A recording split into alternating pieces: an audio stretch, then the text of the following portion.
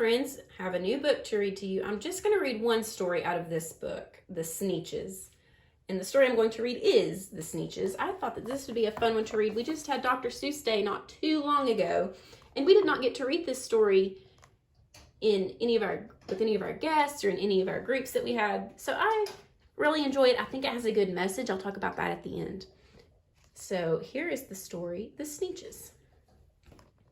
Now, the Starbelly Sneetches had bellies with stars. The plain belly Sneetches had none upon theirs.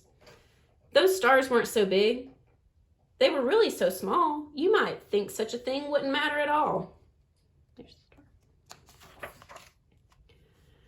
But because they had stars, all the Starbelly Sneetches would brag, we're the best kind of Sneetch on the beaches. With their snoots in the air, they would sniff and they'd snort. We'll have nothing to do with that plain belly sort. And whenever they met some, when they were out walking, they'd hike right on past them without even talking. When the Starbelly children went out to play ball, could a plain belly get in the game? Not at all. You could only play if your bellies had stars, and the plain belly children had none upon theirs.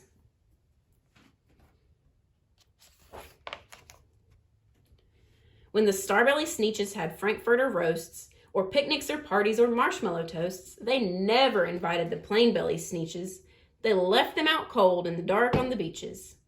They kept them away, never let them come near, and that's how they treated them year after year. Sad. Then, one day, it seems, while the plain belly Sneetches were moping and doping alone on the beaches, just sitting there wishing their bellies had stars, a stranger zipped up in the strangest of cars. My friends, he announced in a voice clear and keen, my name is Sylvester McMonkey McBean, and I've heard of your troubles. I've seen you're unhappy, but I can fix that. I'm the fix-it-up chappie. I've come here to help you. I have what you need, and my prices are low, and I work at great speed. And my work is 100% guaranteed. Then, quickly, Sylvester McMonkey McBean put together a very peculiar machine. And he said, you want stars like the Starbelly Sneetch? My friends, you can have them for $3 each. Just pay me your money and hop right aboard. So they clambered inside. Then the big machine roared. And it clonked, and it bonked, and it jerked, and it burped, and it bopped them about. But the thing really worked. When the plain belly Sneetches popped out, they had stars. They actually did. They had stars upon theirs.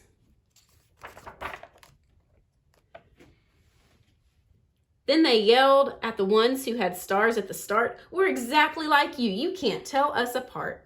We're all just the same now, you snooty old smarties. And now we can go to your Frankfurter parties.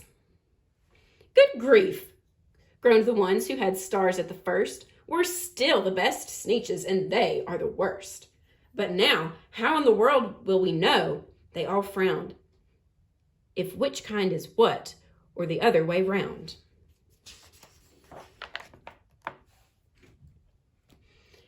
Then came McBean with a very sly wink, and he said, things are not quite as bad as you think.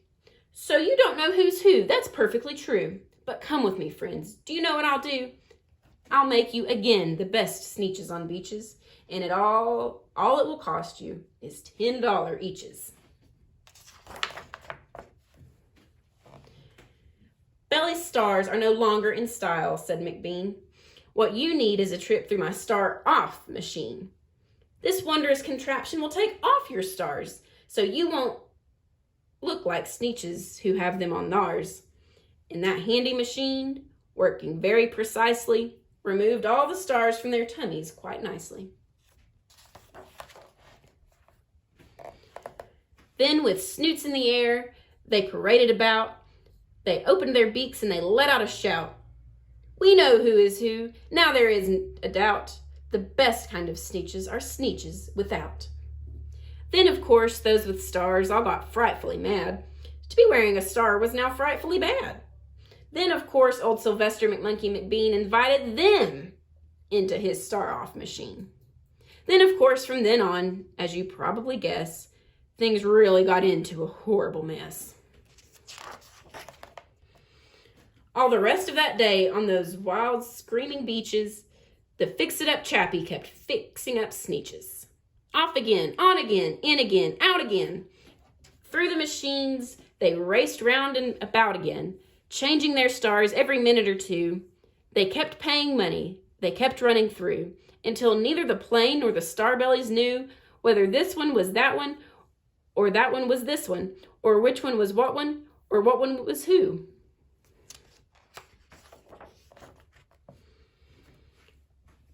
Then, when every last cent of their money was spent, the fix-it-up chappie packed up, and he went. And he laughed as he drove in his car on the beach. They never will learn. No, you can't teach a Sneetch. But McBean was quite wrong. I'm quite happy to say that the Sneetches got really quite smart on that day. The day they decided that Sneetches are Sneetches, and no kind of Sneetch is the best on the beaches.